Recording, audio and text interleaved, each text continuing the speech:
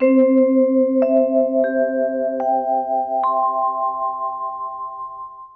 बाल कृष्ण लाल की जय, यशोदा के लाला की जय, जय जय श्री राम। नंद बाबा के यहाँ ब्रज में अभूतपूर्व बड़ो भारी नंदोत्सव भयो। उत्सव उत माने उत्कृष्ट, सौ माने श्रेष्ठ।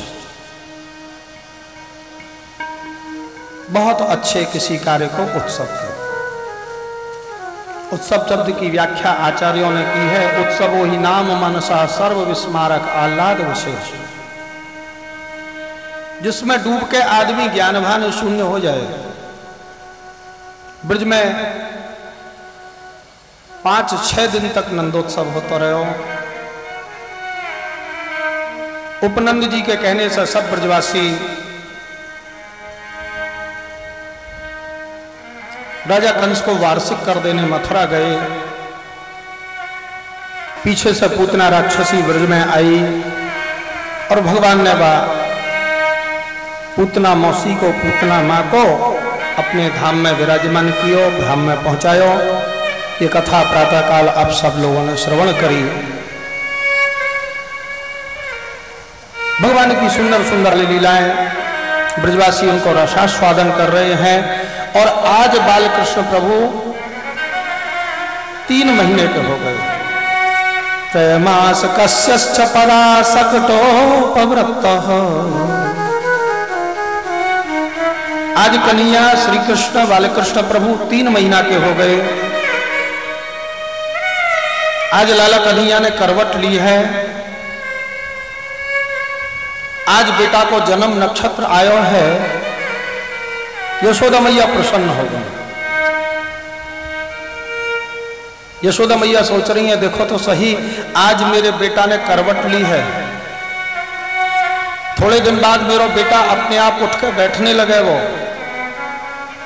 फिर और थोड़े दिन बाद ये घुटवन घुटवन चलने लगेगा, फिर ये जल्दी से पैरों से चलने लगेगा। और जहां मेरा बेटा पैरों से चला और जल्दी से बड़ा हो जाएगा, और जैसे ही मेरा कन्हैया बड़ो भयो, मैं जल्दी से बेटा को विवाह कर दूंगी। यशोदा मैया बड़ी प्रसन्न। मैया ने गोपी बुलाई है, पूरे ब्रजमंडल में बुलायो लगवाए दियो। आज नंद भवन में गीत गवेंगे, आनंद होएगा, उत्सव मनाया जाएगा। आज लाला 3 महीना को है गए हो बेटा। आज कन्हैया के जन्म नक्षत्र को पूजन होएगा। आज बेटा ने अपने आप करवट बदली है। 1.25 किलो के शुद्ध घी के बेसन के मेवा डले भये और 10-10 लड़ुआ बटोना में मिलेंगे। हमारे ब्रज में ऐसे ही लड्डू बटते हैं, 1 किलो के, आधी किलो के, ऐसे बड़े बड़े महाराज तोप के से गोला। बस समस्त ब्रजमंडल में, समस्त गांवों में महाराज बुलायो लगवाए दियो कि आज नंद भवन में और उत्सव मनाया जाएगा, सभी लोगों को आना है। यशोदा मैया आने वाली ब्रजगोपियों के स्वागत की तैयारी करने लगी। सवेरे से ही हलवाई आ गए, बड़े बड़े कढ़ाइयों में बेसन सेक सेक के महाराज मेवा केसर इलायची मिलाए के और बड़े बड़े लड्डू बांध बांध के रखे जा रहे हैं। मैया ने नंद भवन सजवायो है, खूब सफाई करवाए के महाराज गलीचा बिछवाए हैं, गद्दा बिछवाए हैं, चादर बिछवाए हैं। आने वाली ब्रजगोपियों के स्वागत के लिए बढ़िया केसर को कपूर गेर के तिलक घिसवायो है, चंदन लगाने के लिए तिलक घिसवाए के रखो है। सुंदर सुंदर पुष्पों के हार मंगाए हैं गोपियों को पहनाने के लिए। ब्रज गोपियों के लिए बढ़िया बढ़िया वीरा पान बनवाए के धरे हैं। ब्रज गोपियों के जलपान के स्वागत के लिए सब तरह के मिष्ठान पकवान सब रखवाए हैं महाराज। जैसे ही समय भयो है ब्रज गोपी आने लगी, पूरा नंद महल भर गयो। रतन चौक, कमल चौक, नंद भवन, कोसवर लंबो चौड़ो विशाल नंद महल। नंद महल में 2 बड़े बड़े आंगन थे, चौक, एक एक में 5-5, 7-7 हजार ग्वालवाल गोप गोपी बैठ जाए। दोनों आंगनों में, चौकों में गोपियां बैठ गई, भर गई, जगह नहीं रही।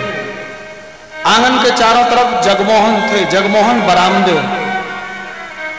वो भी बहुत विशाल विशाल, हजार हजार गोपी बैठ जाए महाराज, ये भी भर गए, आंगन भर गए, जगमोहन भर गए। फिर जगमोहन के पीछे कक्ष थे,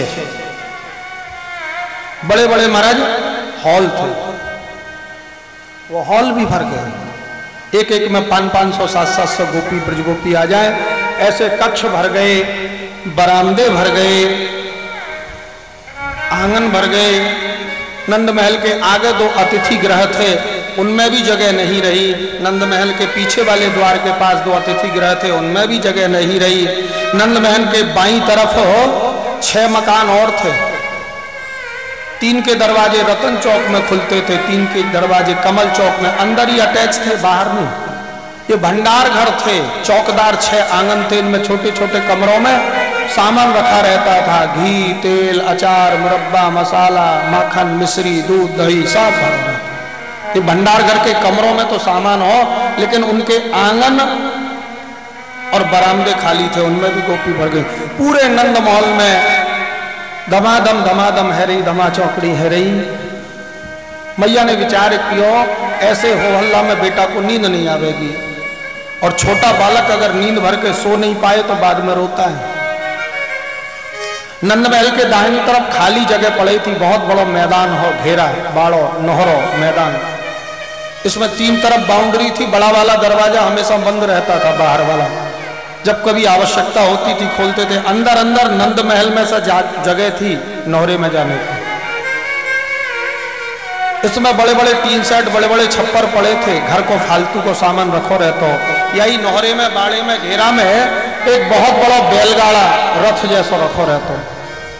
होली दीपावली पे, बड़े बड़े उत्सवों पे नंद बाबा की सवारी निकलती थी इस बैलगाड़ा में बैठ के।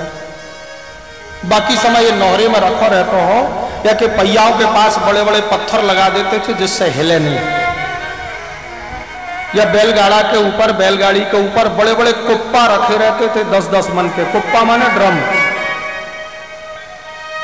10-10 मन के कुप्पा ड्रम रखे रहते थे। इनमें घी, तेल, अचार, मुरब्बा, ये धूप हवा खाते रहते।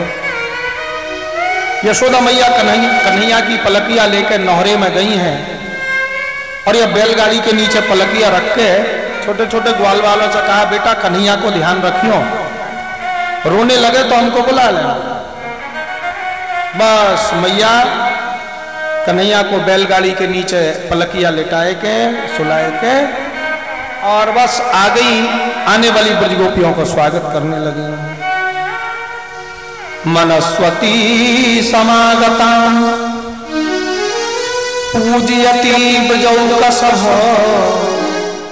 यशोदा रानी आने जाने वाली ब्रजगोपियों को बड़े प्रेम से स्वागत कर रही है।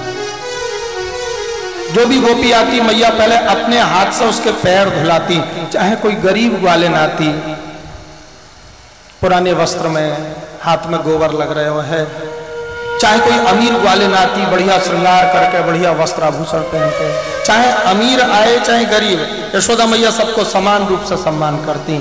जो भी गोपी आती, मैया अपने हाथ से पहले उसके चरण धुलाती, गोपी के चरण धोके बड़े प्रेम से अच्छे वस्त्र से पहुंच के फिर माथे में तिलक लगाती, चंदन लगाती, और चंदन लगा के बढ़िया पुष्पों की सुगंधित हार को, माला को धारण कराती। फिर पूछती, बहन गर्म स्वभाव की है या ठंडे स्वभाव की? किसी को गर्म वस्तु नुकसान कर जाती है, किसी को ठंडे, कोई को दही लस्सी नुकसान कर जाए, किसी को चाय कॉफी दूध नुकसान कर जाए। गर्म स्वभाव वाली के लिए ठंडी ठंडी, गाढ़ी गाढ़ी दही की मलाई वाली बढ़िया गुलाब जल गिर के और लस्सी पिलाती बढ़िया। गर्म स्वभाव वाली के लिए ठंडी ठंडी लस्सी, और ठंडे स्वभाव वाली के लिए अधोटा, गाढ़ो गाढ़ो रबड़ी जैसो केसर, मेवा, इलायची, मिश्री डालो भयो बढ़िया दूध पिलाती, लस्सी पिलाती, रबड़ी, रसगुल्ला, रसमलाई, चमचम, बालूशाही, गुजिया, मठरी, समोसा, कचौड़ी खूब खवाए के, पिवाए के, फिर गद्दा पे, गलीचा पे विराजमान करके फिर वाद्य यंत्र रखती थी। हाँ बहन अब गाओ, गोपी अब गा। इस प्रकार से गीत गवाना चाहिए। कोई आए पहले उसके हाथ पैर धुलाओ, चंदन लगाओ, सुगंधित द्रव्य लगाओ, इतर फले कुछ खिलाओ पिलाओ, फिर आराम से विराजमान करो, तब गीत गवाओ। आज बड़े प्रेम से उत्सव हो रहा है और भगवान सोचने लगे देखो तो सही मेरी मैया को आने जाने वालों के स्वागत में व्यस्त हो गई। अरे मैं भी तो किसी के माथे पर बैठ के आधी रात्रि को आया हो, तब तो तान दुपट्टा सो रही थी। आज बालकृष्ण प्रभु बैलगाड़ी के नीचे लेटे लेटे रोने लगे और पैर ऊपर को चलाने लगे। छोटे बालक की आदत होती है, जब रोता है तो पैर ऊपर को चलाता है। भगवान के रोने को एक कारण और हो, क्या? बोले भैया मथुरा से मामा कंस ने सक्टासुर नाम को राक्षस भेजो। ये राक्षस स्वयं तो अदृश्य हो, इसे कोई नहीं देख पा रहे हो, लेकिन ये सबको देख रहे हो। नंद भवन के ऊपर आसमान में रुक के उड़ के आयो और पूरे नंद भवन में देख रहे हो, पर कहीं कन्हैया नहीं दिखे। राक्षस अपनी राक्षसी माया से दीवाल के अंदर से देख ले, मैं छत के ऊपर से सब कमरों में दृष्टि डाली, कहीं भी बालकृष्ण प्रभु या कुछ दिखे नहीं। भगवान समझ गए बेचारो ये मामा को भेजो, भयो सक्टासुर परेशान है। भगवान ने रोके इशारों कर दियो, कोड वर्ड में संकेत में बता दिया, अरे मामा नंद भवन में कहां देखता है, हम तो नौहरे में बैलगाड़ी के नीचे बैठे थे। भगवान के रोने के शब्द जैसे ही सक्टासुर ने सुने, देखा अरे ये तो बैलगाड़ी के नीचे है। ये राक्षस जो अदृश्य हो ये बैलगाड़ी के ऊपर आए के विराजमान है गयो। यह दैत्य ने विचार किया मैं अपने शरीर को भार बढ़ाऊं, बैलगाड़ी टूट जाएगी और कंस को शत्रु कृष्ण नष्ट हो जाएगा।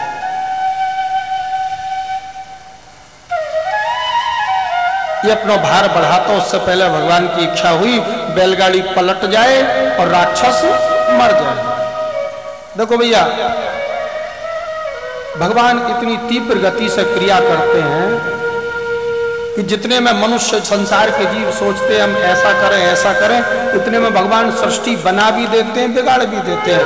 हमारे आपके एक सेकंड को भगवान अनंत कोटि वर्ष, करोड़ों वर्ष कर रहे हैं और करोड़ों वर्ष के समय को एक सेकंड में बदल रहे हैं। समय को छोटा करना, समय को बड़ा करना, ये प्रभु की अनिर्वचनीय माया है। प्रभु के लिए ये सहज है, सरल है। बोले वृंदावन बिहारी लाल की।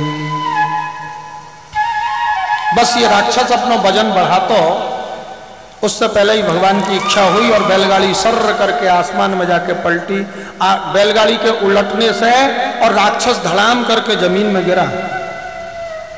और जैसे ही राक्षस गिरो है ना, तो ऊपर वो कुप्पा रखे थे जो ड्रम 10-10 मन के, वो कुप्पा ये सक्टासुर दैत्य के ऊपर आके गिरे हैं। धड़ा धम धड़ा धम धड़ा धम। क्या हो गया?